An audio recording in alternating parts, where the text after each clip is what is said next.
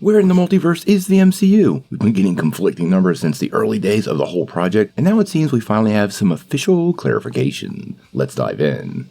Now, before we do all this, make sure you hit that like, subscribe button, and ring the bell for all the updates. We want to be your place for all the truthful Marvel and DC news. We post videos every day, and we'll keep you in the loop. Well, if you're a fan of Marvel Comics, over the years it's become quite commonplace for different realities in the universe, the Marvel Universe at least, to receive designations based on numbers. The main Marvel Comics universe has always been known as Earth 616. So when Doctor Strange in the Multiverse of Madness was released, there was some confusion around the Marvel Cinematic Universe now being referred to as Earth 616.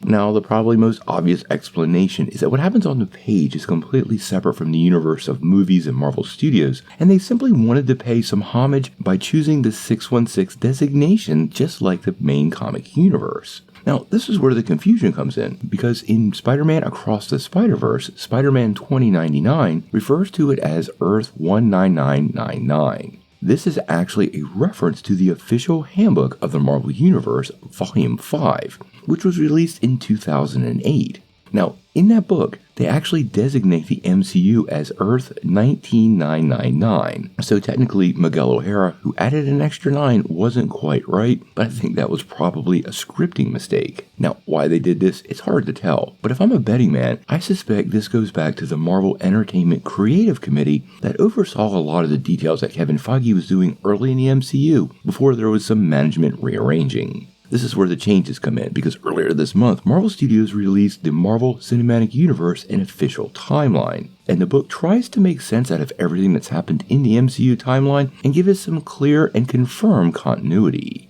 Now, in this book, we actually get confirmation that the Marvel Cinematic Universe is indeed Earth 616. And this actually comes from Miss Minutes herself. In the book it says, "I'm Miss Minutes, and welcome to the guidebook of the beings and events that make up the universe known as 616, also known as the Sacred Timeline."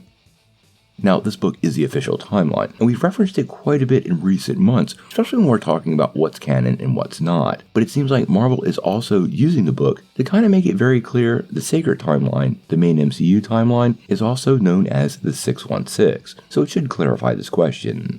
Now, Marvel Studios internally at least made this official going back pretty far, because Eric Selvig in Thor: The Dark World actually used the words 616 Universe, and they were spotted on a chalkboard, and it was even underlined to kind of give it a little bit of emphasis. Additionally, Mysterio referred to it as Earth 616 in No Way Home, which quite honestly raises a lot of big questions, and more than likely was a bit of a mistake. As we found out, he really wasn't from our reality, just a disgruntled Tony Stark ex-employee. So we're not too sure at this moment how Quentin Beck knew that, but hopefully that'll be explained sometime in the future. But for right now, I'm going to chalk it up to a production mistake. So for me, I'm wondering how you guys feel about this decision. Quite honestly, I don't think it really matters. The comics have always been the 616. And we have had some alternate universes like the Ultimate Universe that was 1610. But I think on the grander timeline, it's probably not going to matter. Although you can pick this apart for continuity, and it's not very hard to do. The reality is the whole franchise is going to reboot after Avengers Secret Wars.